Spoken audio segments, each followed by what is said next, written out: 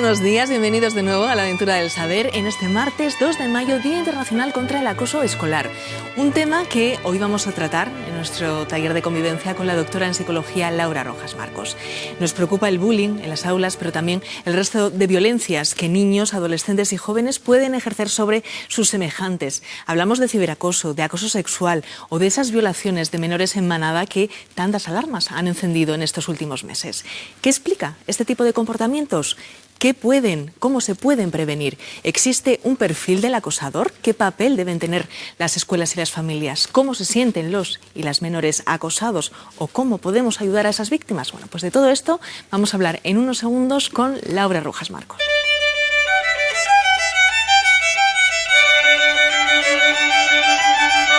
Taller de convivencia en el que hoy centramos la mirada en nuestros niños, en nuestros adolescentes. En este día contra el bullying queremos profundizar en las causas y consecuencias del acoso escolar, pero también en asuntos como la violencia ejercida por los jóvenes, los preocupantes casos de acoso sexual, las violaciones en manada. ¿Cómo surgen este tipo de comportamientos? Laura Rojas Marcos, ¿qué tal? Bienvenida. Pues mira, es un placer estar aquí, pero sobre todo qué difícil hablar de un tema tan delicado como es la violencia juvenil, infanto-juvenil, el bullying, las agresiones que estamos viendo, que está ocurriendo en nuestro día a día y que a todos nos preocupa, incluso ¿no? A los más pequeños. Estamos asustados, estamos preocupados, somos todos conscientes de que esto forma parte del día a día. Yo diría incluso que más consciente que en el pasado. Lo que antes se comentaba como una cosa de niños, no lo es. Y es una cosa muy seria y bueno, pues en este proceso de concienciación, de trabajarlo, de investigarlo y poder ayudar tanto a los niños como a las familias y a los entornos donde surgen esto, porque no ocurre en todos los entornos, el trabajar el qué podemos hacer para poder abordar este problema que puede ser incluso, algunos científicos dicen que es hasta una epidemia, ¿no? Pero la realidad es que no hay que olvidar que la violencia y la conducta violenta del ser humano siempre ha existido. En el mundo animal forma parte, ¿no? La agresión, la agresividad, que está generalmente vinculado a emociones como la ira, la rabia, la frustración, la inseguridad, el miedo, la vergüenza. Esas son las emociones que subyacen en conductas violentas, sean del tipo que sea. Y claro, cuando hablamos de violencia, hay tantos tipos de violencia, hay tantos tipos. Por mencionar algunos, está la violencia emocional, está la violencia física, la violencia sexual, está la violencia económica también, ¿no? A veces en las palabras, en el lenguaje que se utiliza puede ser un lenguaje verbal, pero también puede haber violencia y agresividad no verbal. Por ejemplo, en un gesto de desprecio, ¿no? o de asco incluso.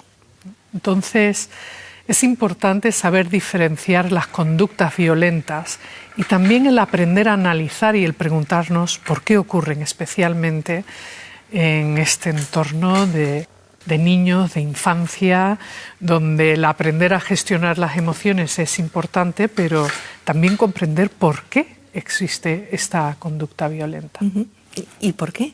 ¿Hay algo que explique este tipo de comportamientos, este acoso escolar, acoso sexual, violaciones en manada? Pues hay una parte que es muy importante, que como decía, está directamente relacionada con determinadas emociones como la ira, pero en los análisis y en los estudios científicos se señala que hay ciertos entornos que tienen mayor predisposición, ¿no?, a que la conducta violenta, sobre todo en pequeños, aparezca o su grado se identifique.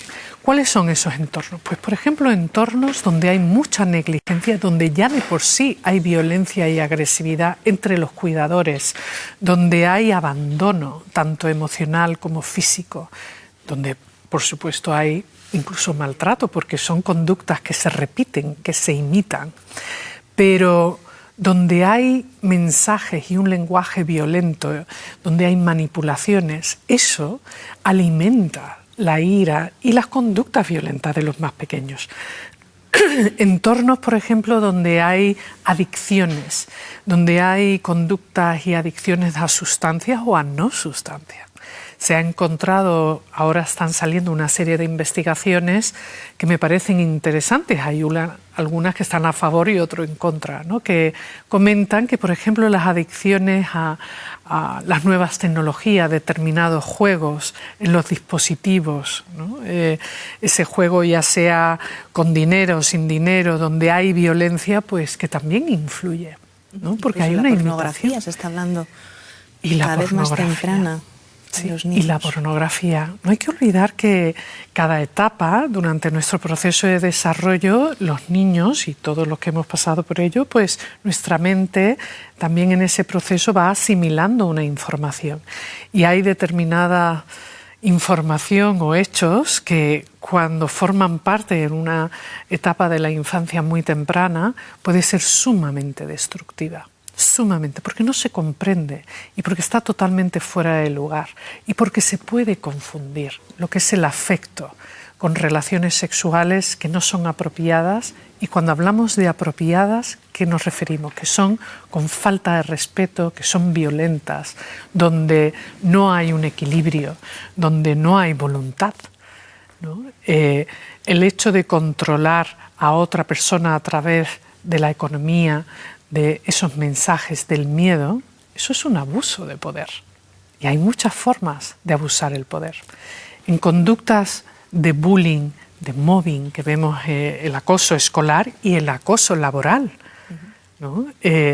Esto es algo que ocurre en el día a día y siempre ha ocurrido, lamentablemente. Pero hoy día, menos mal, que somos más conscientes.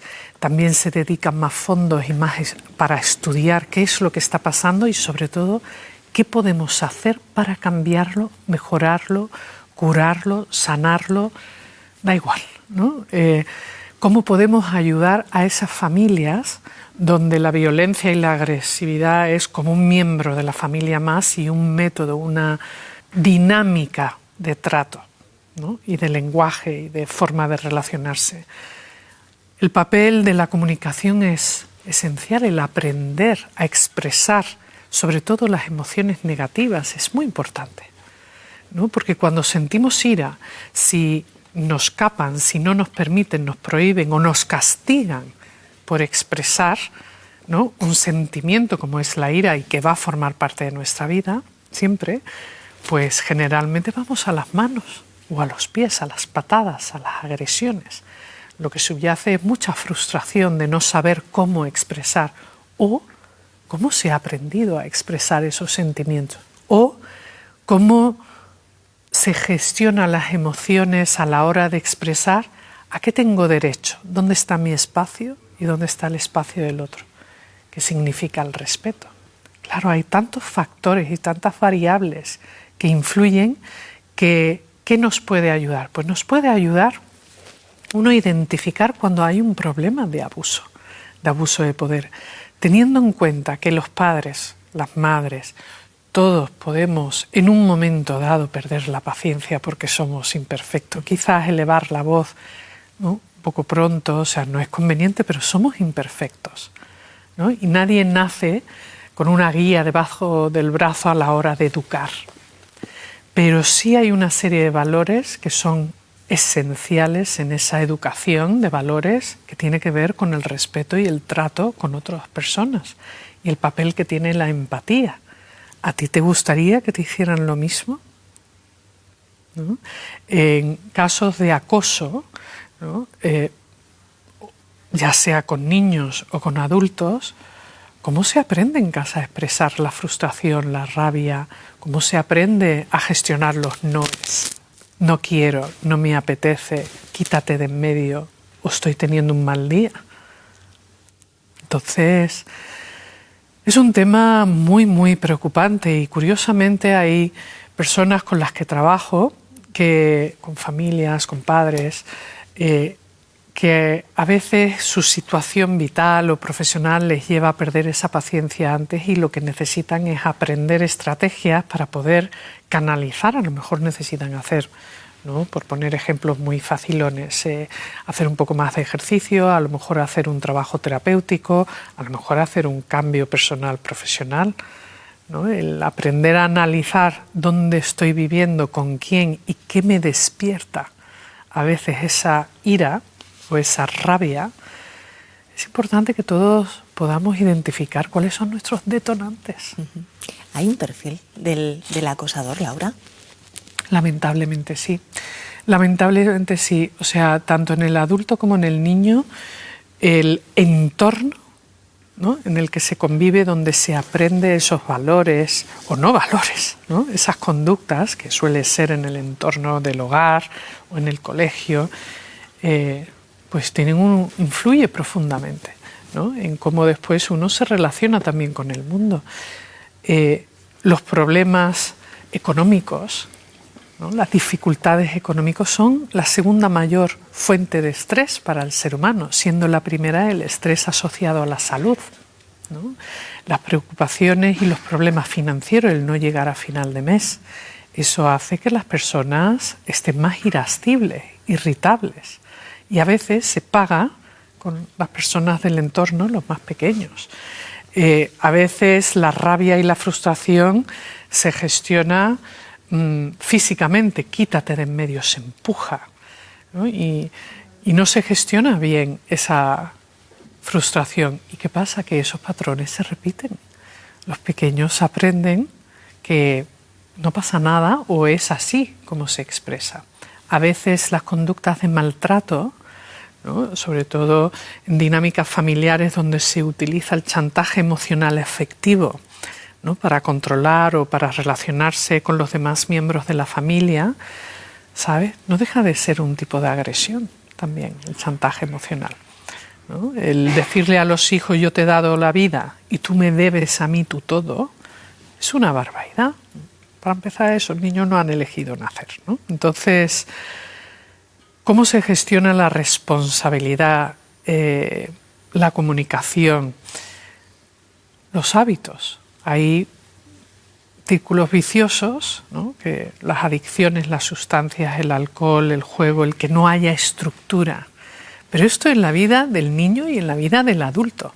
Las personas que no tienen o no han aprendido una estructura de disciplina, de responsabilidad, de respeto, de determinación, de cuál es tu papel en tu vida, tu propósito, ¿no?, pues eso despierta mucha ira, mucha frustración, mucha inseguridad y a veces, lamentablemente, el deseo de imponerse, ¿no? Y esas luchas de poderes pues pueden llevar en ocasiones a la agresión. No me quiero olvidar de las víctimas, de Sí. esos niños, esos jóvenes, esos adolescentes que son acosados, porque como decías antes, durante mucho tiempo se ha pensado que era cosa de niños o se ha tratado como secreto, como un tabú y no se ha reaccionado, ¿no?, a esos problemas y desencadenan pues un gran número de trastornos para estos trastornos, niños. enfermedades, trastornos depresivos, trastornos de ansiedad, son destructores de la autoestima, del amor propio, de las relaciones saludables, de la posibilidad de poder construir, desarrollar apegos seguros, ¿no? Es terrible, la víctima, o sea, eso deja huella de por vida. Que no estoy diciendo que ya estás marcado de por vida y entonces no tienes solución. Sí hay solución y hay ayuda, sí. Pero claro, un niño que ha crecido en un entorno de violencia, de agresión, de machaque, de cualquier tipo de maltrato, pues por supuesto que va a afectar, que no necesariamente determinar de por vida y como, ¿no?, que no hay solución, pero sí va a afectar. Cuando unos padres perciben que hay un cambio de conducta en los niños, ¿no?, que están más aislados, que lloran mucho a la hora de ir al colegio, que no quieren, que se quejan de que les duele algo constantemente, es importante, ¿no?, aprovechar momentos de familia o de serenidad para ver quiénes son los amigos, cómo es el trato, hablar con los profesores, con los tutores, hablar con el niño, preguntarle. ¿no? ¿Cómo son esos tratos? A veces los terapeutas, los psicólogos infantojuveniles utilizan el juego o los dibujos para poder plasmar esas emociones cuando hay falta de lenguaje, de vocabulario para poder expresarlo. Pedir ayuda es lo fundamental y hay que hablar de ello y hacer una educación desde las edades más tempranas en el colegio. Y esa educación emocional respecto a la inteligencia emocional es una manera de ayudar a los niños a que desarrollen, ¿no?, una buena autoestima, a que desarrollen su asertividad, a que se puedan valer por sí mismos, a que se respeten a sí mismos y, si son testigos de conductas agresivas y violentas, ayuden a esa víctima, sea quien sea, y da igual la edad que tenga, que hablen. Eso no es chivarse, ¿no? Y muchas veces nos confundimos qué es chivarse. Eso no es chivarse, eso es ser responsable, es ser buena persona, eso es tener valores, es valiente e inteligente. Entonces, si alguien ve algo, ¿no?, donde hay un maltrato, donde se está tratando mal, se está abusando de cualquier forma, hay que hablar y defender. Aseguro que se va a dormir mejor por la noche con la conciencia y no tiene valor suficiente el ayudar a esa persona que está sufriendo. E intentar frenar, ¿no?, esas cifras de suicidio, sí, que tenemos actualmente entre la población infantil y juvenil. Sí, que ha aumentado a partir del acoso, a partir de, evidentemente, esta epidemia que hemos vivido, que todavía estamos gestionando, el tema del COVID y las secuelas, porque hay secuelas. Y seguimos con las secuelas, aunque en muchos casos parece como que es página pasada. No hemos pasado página. No hemos pasado página y todavía hay muchas cosas que aprender y que interiorizar. Y esa irritabilidad, esos miedos, esa ansiedad también, ¿no?, se manifiesta en esas conductas violentas y existe una relación. Por lo tanto, todos somos responsables, sobre todo los adultos, en educar, en ayudar, en ofrecer esa ayuda, en aprender a expresar qué es lo que siento y, sobre todo, que exista esa ayuda, porque no es lo mismo pedir ayuda y que exista y pedir ayuda a que no exista, ¿no? Entonces, pues también nuestro sistema de salud generalizado y público, es importante que todos participemos y contribuyamos a no solo ayudar a los niños, sino también a los padres, a las familias, a los profesionales sanitarios y sobre todo aprender a cuidarnos de nosotros mismos, que es posible. Es posible. Entonces, ya para terminar, la fórmula contra el acoso, contra esta violencia. Hablar, avisar, ayudar a otros y, desde luego, la clave está en identificarlo. Y ante la duda, preguntar. Pedir ayuda, pedir ayuda. Laura, muchísimas gracias. Muchas gracias.